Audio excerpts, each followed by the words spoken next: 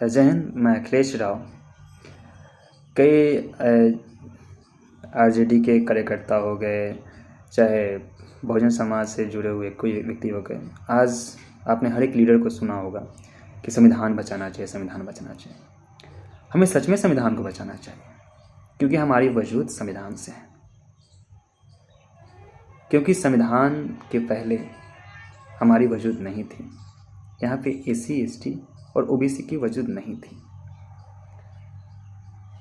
आप पुराने समय में जाइए तो हमारा क्या वजूद था। जब देश का संविधान लिखाया तो बाबा साहेब भीमराव अंबेडकर जी को मालूम था कि देश आज़ाद हो जाने के बाद जब बात चुनाव के आएगी तो दलितों में उतनी हिम्मत नहीं है कि दलित चुनाव लड़ेंगे। तो उन्होंने सीट रिजर्व किया, सीट रिजर्व करने की मांग किया और उन्होंने सीट रिजर्व किया। क्यों सीट रिजर्व किया? कि उन्होंने सीट रिजर्व इसलिए किया कि इसके माध्यम से दलित विधानसभा में जाएंगे और अपना हक अधिकार की आवाज़ उठाएंगे।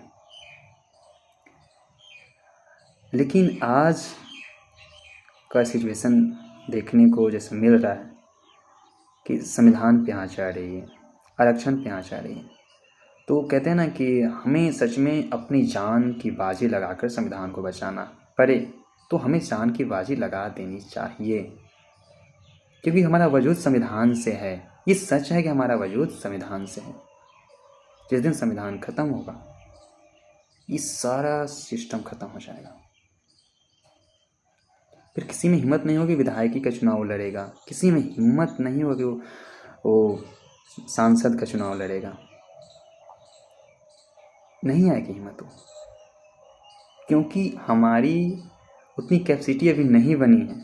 सिर्फ हवाबाजी और दिखाने से ये कुछ नहीं हो सकता। हमारी जो बदलाव आज आया है, एससी एसटी की हम बात करें, एससी एसटी में कई से जाति आ जाती है, पशवान हो गए, चमार हो गए, मतलब कई ऐसी जातियाँ जो राजनीतिक में दो ऐसे जातियाँ जो है जो सक्रिय है। अभी हम चमार की बात करें, पशवान की बात करें, ये दो जातियाँ जो भी राजनीतिक में सक्रिय हैं।